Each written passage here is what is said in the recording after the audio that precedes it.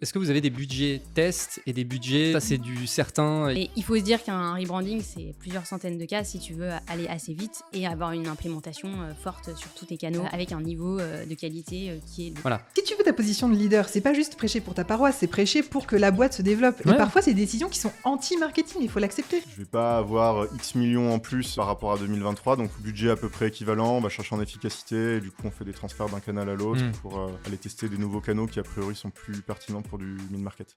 Le SDR, il est incentivé sur le nombre de rendez-vous qu'il donne et la qualité. Que ce soit la boîte A ou la boîte B, tant que c'est dans la bonne catégorie, c'est pas... Enfin, il s'en fiche. L'inconvénient quand tu le rapproches trop de son commercial, c'est que son commercial va lui donner une liste de courses. Les listes de courses, c'est bien, mais ça enlève toute la partie un peu automatisée du job. Si jamais ton commercial te donne une liste de 20 comptes à traiter, bah, tu vas être vachement précis, précautionneux. Sauf que ton tiers, il y en a 500. Donc tu décorrèles immédiatement les deux objectifs et ça ne fonctionne pas. L'avantage du marketing, c'est que nous, on est beaucoup plus neutre là-dessus. Parce que nous, ce qu'on veut, c'est justifier notre salaire. Pour justifier notre salaire, il faut prouver qu'on ramène de l'argent. Donc, plus on réussit à prouver qu'on ramène du pipeline et du pipeline qualifié, plus on est content. Donc, on va plutôt aider le SDR à convertir, à lui donner plein de trucs. Nous, on va plutôt nous être l'assistant du SDR. Donc, historiquement, ça marche quand même souvent mieux dans ce sens-là. Après, tu vois, dans mon entreprise que je viens de rejoindre, les SDR étaient déjà en place. Oui, ils ont fait SDR avant marketing. Ils ont tout attaqué par la face nord en mode on va se faire tous les comptes dans le dur. Enfin bref. Et ça fonctionne très bien. Donc j'ai aucun intérêt, aucune vocation à dire je les veux. Bah non, ça marche. Ça marche, on s'entend très très bien. Ils traitent nos leads. Les leads arrivent tout chauds chez les commerciaux. Oui, mais ça demande une relation market sales de proximité. Oui. Ah oui. Et C'est... saine, très saine. Voilà. C'est ce qui n'est pas le cas dans la majorité des boîtes B2B. Oh oui. Voilà. Donc ce qui peut aussi justifier le fait que... Moi, en fait, ce que je trouve intéressant dans cette tactique, parce que je suis aussi un défenseur de cette vision, pour info, et souvent quand on me dit t'as des techniques un peu pour aligner équipe market sales, souvent je dis déjà un truc un peu simple, c'est pourquoi tu mets pas du SDR côté market, en fait. C'est un truc... Et pareil, j'ai vu aussi, donc ça je l'ai jamais expérimenté, mais product marketer côté sales. Oui, ça s'appelle le sales enablement. Oui, c'est Ils lui ont donné un autre nom pour... Oui, c'est vrai. C'est vrai. Mais tu vois, oui, mais sales enablement, dans ton titre, t'es rattaché aux sales et tu te mets au service des sales. Ouais. Quand tu t'appelles product marketer et que t'es du côté de l'équipe sales, ça te rattache de fait beaucoup plus facilement à une équipe market, tu vois. Ouais, c'est vrai. Juste le titre, il a une importance qui est majeure, et donc... Je trouve que c'est un super moyen d'aligner. Et là, si ça marche dans ta boîte, c'est que l'alignement, déjà de base, il doit être bon. Oui. C'est une boîte qui est saine. Et je sais que c'est stupide, c'est juste un petit mot comme ça, mais ça veut dire beaucoup. C'est-à-dire que le sales, il va dire merci à son SDR quand il a un rendez-vous. Tu vois, c'est chaque fois qu'il gagne un deal, c'est merci pour la passe D, c'est trop sympa. Il documente, les sales documentent tout ce qui se passe, donc le SDR peut suivre l'avancée de son deal. Donc tu vois, il se sent valorisé aussi. Et surtout, tout le monde a conscience d'à quel point c'est un métier qui est difficile aussi. Personne ne va dire non, mais c'est un SDR, c'est une petite main. Non, le SDR, c'est ce qui fait tourner la boîte en vrai. Ouais. Si eux, ils prennent pas de rendez-vous, ça ne marche pas. Ouais. Donc ça dépend. Tu as aussi un sujet, je pense, qui est, encore une fois, enterprise, donc très market sales, tu réfléchis à ton histoire, comment tu t'imbriques, etc., etc. Je reprends ton exemple de... c'est pas les events, c'est rugby, machin. Ah oui, hospitality. Hospitality, pardon. Ouais. C'est un budget market au service des sales. Oui. Du coup, ça veut dire que tes sales, ils ont un budget market. Oui. Qui peuvent dépenser comme ils veulent sur leur top tier. Ok. Et donc ça, qui le justifie ? C'est le market ou les sales ? Ah, moi, mais je m'en fiche. Enfin, encore une fois, on en revient à l'éducation du CEO. Ça revient... En fait, chaque sales, dans mon entreprise précédente, avait un budget qu'il pouvait dépenser à l'année pour justement faire des actions coup de poing sur ses top tiers. Son top tier, d'accord. Donc, pour arriver à ces fameux 5000, je sais pas, on se disait que nous, on dépensait 4000 et puis il restait 1000 qu'il pouvait actionner à sa guise pour des choses auxquelles nous, on n'avait pas pensé. Donc, leur donner du temps et de l'argent pour ça. D'accord. Ça, c'est le marketing, parce que ça fait partie des 5000 du marketing. Mais de toute façon, je te rappelle que dans une boîte SaaS, la première année, c'est sales et marketing. Donc, de toute façon, mon budget, c'est sales et marketing. Et parfois, c'est ça qui rend les choses très intéressantes, c'est que parfois, je vais pouvoir dire embauche un sales de plus. Là, par exemple, aujourd'hui, on commence à générer un peu trop de leads pour le volume, donc je vois que le traitement commence à ralentir. Si ma reco, c'est on embauche un marketeur, je suis là, non, embauche des sales. Quand vous viendrez pleurer parce qu'il n'y a pas assez de leads, on embauchera marketing, et puis voilà. Donc, du coup, tu n'as plus de guerre, parce que tu es un ensemble. Oui, mais là, tu es dans une position un peu de CRO. Bah non. Enfin, oui, mais parce que le CEO, c'est le VP Sales en même temps, il a les 2 casquettes, donc c'est un peu plus facile, voilà. tu vois. Non, mais là, c'est les biaisé, tu vois. startups. Oui, mais là, c'est Oui, biaisé. des avantages. Oui, mais tu vois, dans les faits, que toi, tu participes à la décision d'embauche de sales, c'est que tu es un peu dans une position de CRO. Bah, je vais pas participer à la décision. Je vais plutôt être en mode, je ne mets pas de marketeur au budget parce que... Oui, mais ça, aucun marketeur le fait, normalement. Bah moi aussi. Et encore une fois, mais parce que si tu veux ta position de leader, c'est pas juste prêcher pour ta paroisse, c'est prêcher pour que la boîte se développe. Ouais. Et parfois, c'est des décisions qui sont anti-marketing, il faut l'accepter. Et c'est pas grave. Je pense que et c'est quelque chose auquel on doit tous y faire face dans notre carrière, c'est ce moment où on arrête de penser à sa gueule. Quand tu commences, tu as envie d'avoir une grosse équipe, tu as envie d'avoir plein de budget parce que c'est cool et parce que tu deviens un grand. Mais à un moment, tu as tout ça. Et puis tu te dis, en fait, j'en fais quoi de tout ça? Et parfois, la réponse, c'est un peu moins. Et puis, on va mettre l'argent ailleurs sur d'autres tactiques. On en revient à la même chose. Quand tu ouvres un pays, ce serait hyper cool de me dire, j'arrive avec 3 marketeurs, on va lancer le pays. Mais il n'y a pas besoin, en fait. Donc, nous, on va traduire le site web, on va lister les 10 meilleurs contenus qu'on va te filer en langue locale, et puis démerde-toi. Voilà. Donc, c'est moins cool pour moi, mais c'est mieux pour la boîte. C'est moins cher. Excellent, j'adore. C'est quoi les tools clés, tu vois, notamment sur ces sujets-là, enterprise, etc., et notamment dans relations market sales? J'imagine que le premier tool, c'est CRM. Oui. Et j'ai envie de dire, à mon niveau, c'est même le seul outil. Et c'est extrêmement tranché, et je le sais, c'est parce que les gens ont souvent tendance à combler leurs problèmes avec des outils qui, du coup, vont emballer le problème et ne va absolument pas le résoudre. Donc, mon process, c'est d'abord, tu règles ton process, tu règles ton problème, et après, tu mets un outil qui va simplifier tout ça. Mais tu fais pas dans l'autre sens. Donc c'est pour ça qu'en général, je travaille avec très très très peu d'outils. Mes équipes un peu plus, mais moi très peu. En général, un CRM et un outil d'analyse, Google Studio, Looker, ce que tu peux imaginer, un Power BI, n'importe quoi, ça me suffit pour commencer. Parce qu'après, une fois que tu as le problème, tu peux aller creuser, chercher de l'info. Et du coup, est-ce que vous avez des budgets tests et des budgets, ça c'est du certain, il faut qu'on aille tout défoncer là-dessus? C'est pas comme ça qu'on est organisé, je dirais. On a plutôt une vision holistique du budget et de se dire, selon les initiatives, est-ce qu'on le fait plus pour un test ou est-ce qu'on le fait pour des raisons... parce qu'on sait que ça marche. Parce qu'on sait que ça marche et parce que c'est indispensable. On a quand même un ADN de vouloir toujours tester des nouvelles choses. Et donc, du coup, on sait que ça marche, il y a toujours une petite part de test où on va essayer de faire quelque chose d'un peu plus différent versus la fois d'avant. Typiquement, même nos campagnes télé, on a sorti notre spot télé du rebranding la première fois. Dès la deuxième fois, on l'a utilisé, on a changé un peu la copie, on a changé le packshot. On est toujours dans une démarche d'amélioration en fait, de la performance, même sur des choses en fait, qui n'étaient pas identifiées comme étant un test. Tu vois. Oui, mais j'imagine aussi que si vous y êtes retourné en télé, c'est que vous avez eu des retombées qui sont positives et qui vous ont permis de vous dire ça vaut le coup qu'on aille plus loin. Mais au sein de... Enfin, une fois que tu t'es dit, tiens, ça marche, comment est-ce que je peux faire en sorte que ça marche encore mieux? Et du coup, quelles sont les choses à améliorer derrière? Bien sûr.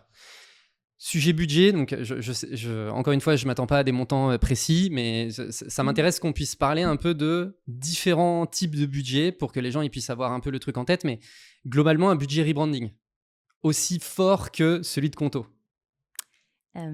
Alors, il y a le budget de l'agence sur la partie stratégie. Ouais. On a travaillé avec une agence qui est très cotée, qui est à Londres, qui a un track record incroyable dans la tech. Donc forcément, ça a un coût. Et donc rien que pour cette partie-là, on parle de centaines de cas. Okay. Et ensuite, il y a la partie implémentation. Et donc la partie implémentation, nous, on a fait le choix de vouloir être accompagnés par eux parce qu'on voulait aller vite et qu'on se disait qu'on avait besoin d'eux en plus de nos équipes internes. Et donc du coup, tu rajoutes de fait un budget, une enveloppe un peu similaire pour la phase d'implémentation. Et puis après, il y a tous les coûts en fait, que tu n'as pas vus, qui est en fait finalement la mobilisation de tes équipes. Mais bien sûr. Et les ressources. Et ça, du coup, c'est très difficile à évaluer. C'est très difficile à évaluer parce que je n'ai pas le pourcentage de tous les salaires des gens qui ont travaillé et combien de temps ça leur a pris. Mais il faut se dire qu'un rebranding, c'est plusieurs centaines de cas si tu veux aller assez vite et avoir une implémentation forte sur tous tes canaux, avec un niveau de qualité qui est élevé. Voilà, avec des gens qui ont un bon track record, etc. Après, franchement, c'est complètement possible d'aller trouver une agence qui est peut-être moins connue et diviser le prix par deux sans problème. Ça existe, je le sais, mais c'était pas notre choix. Nous, on a choisi cette agence parce qu'on savait qu'elle avait un track record international. Tu payes la sécurité Et d'une certaine manière. On a payé la sécurité. Et franchement, on l'assume intégralement. Ah ouais, complètement. Ok. Et est-ce que, tu vois, en prenant en compte tous les différents sujets, donc même les coûts que tu n'es pas capable d'évaluer, etc. Donc le travail de rebranding, la partie vraiment implémentation opérationnelle, etc.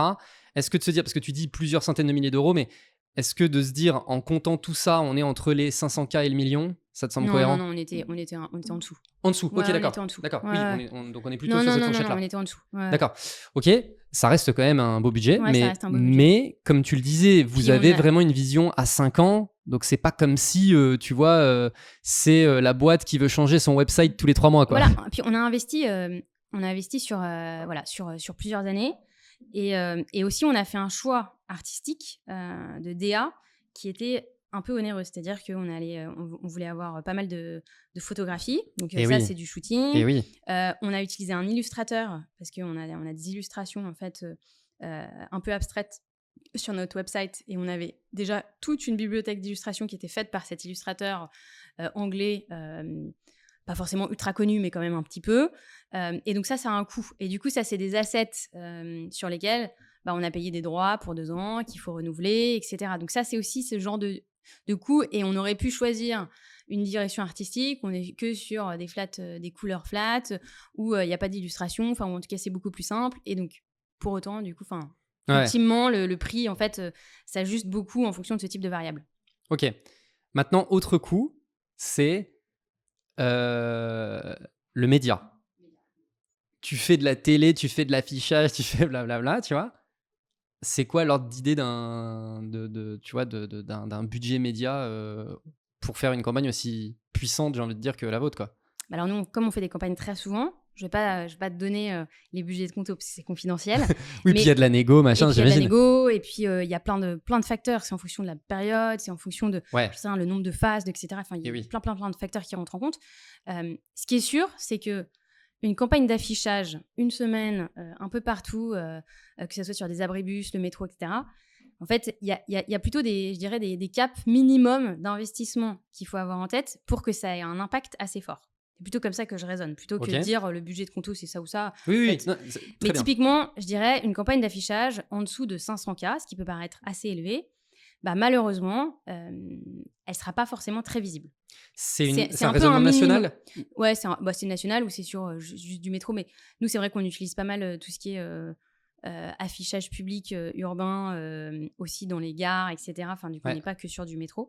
On utilise beaucoup le réseau de JC Deco, qui est donc on utilise, nous, pas toute la France, on est vraiment dans les zones urbaines, donc en fait ça dépend aussi en national de quoi tu parles, mais je dirais que en dessous de 500K, clairement pas très visible en fait, ou alors tu as une super négo et oui, mais d'accord. Voilà. Après, franchement, il y a plein de startups qui vont dire franchement, pour 50K dans le métro, j'ai eu ma campagne. Mais effectivement, j'ai pris ma photo, je l'ai mis sur LinkedIn. Voilà, c'est possible. Et franchement, je l'ai fait chez La Fourchette. Et chez Captain Train, notre première campagne, c'était un petit budget.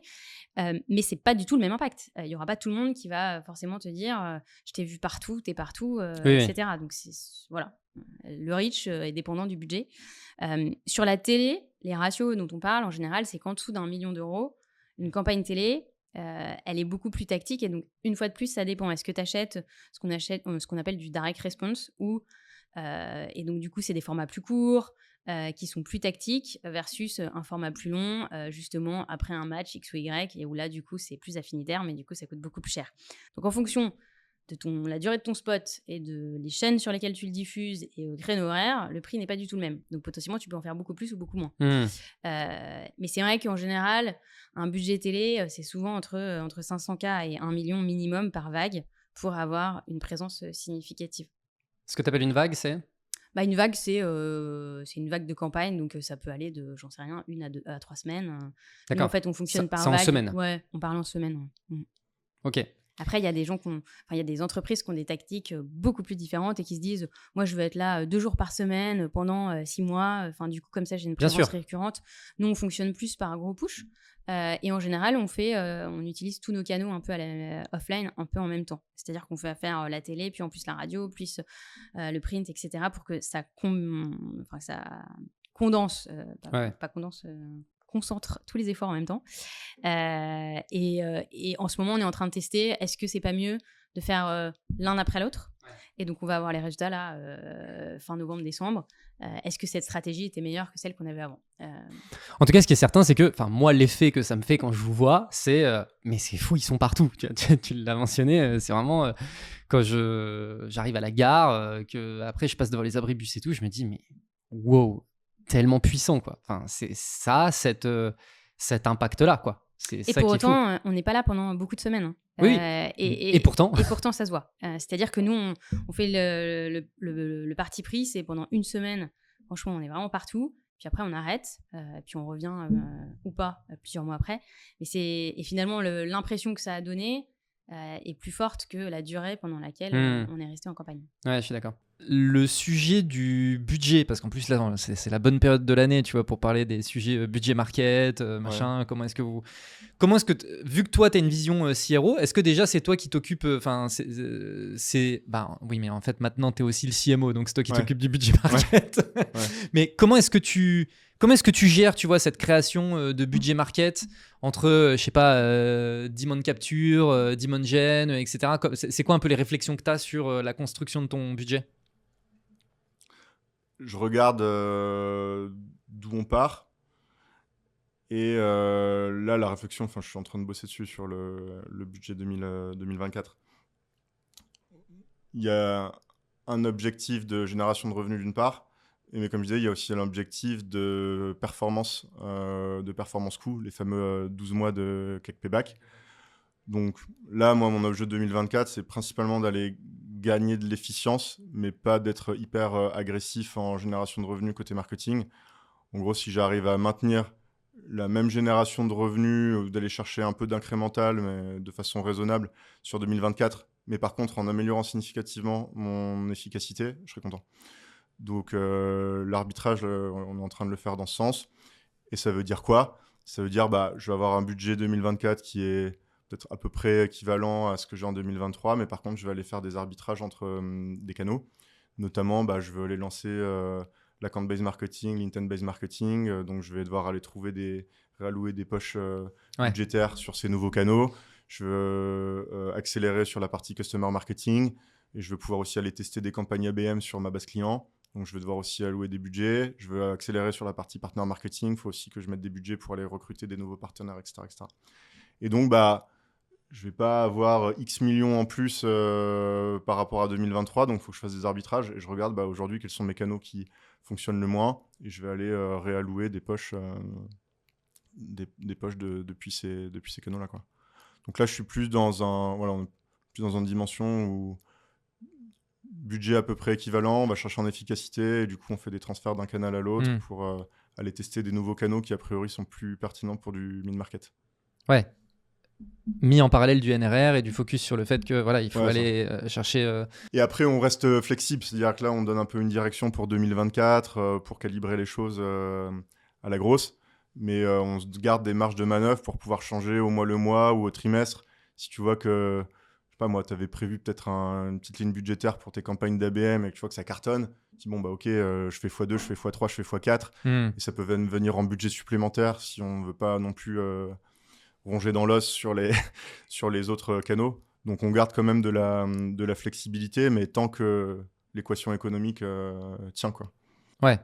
Donc ce budget, il change au vu de, encore une fois, si tu es en train de surperformer complètement, on est prêt à mettre un peu plus de budget, c'est un peu ça la logique, quoi. Ouais, exactement. Mais comme on l'avait fait dans les débuts d'Agicap, le paid marketing, à l'époque, je me rappelle, on l'avait lancé avec un budget de 5 000 € par mois. Même à une époque où on se disait, franchement, sur une cible SMB, même voire TPE, l'équation devait être compliquée vu le coût des leads, etc.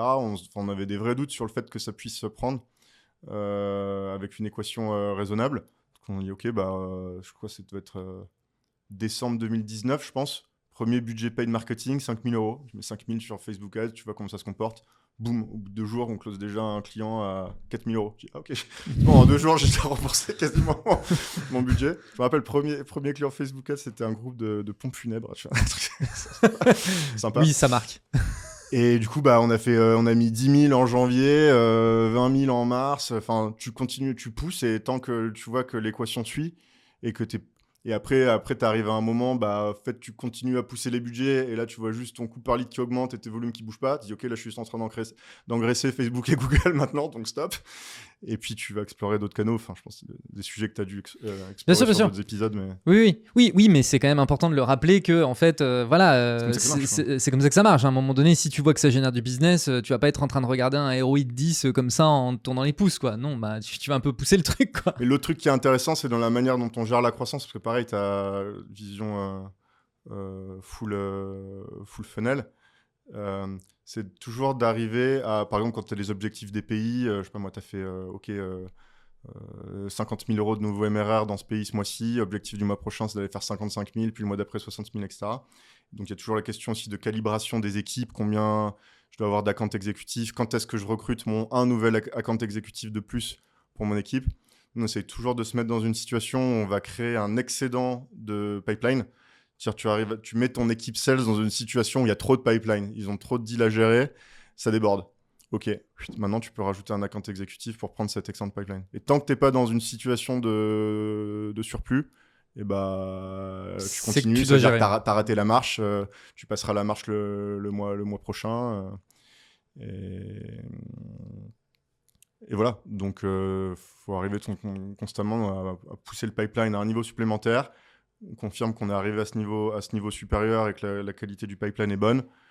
Et pour pousser côté sales, pour aussi passer cette marche côté sales, et après Customer Success, ok, j'ai aussi mon nouvel onboarder à recruter pour aller prendre en charge les nouveaux clients.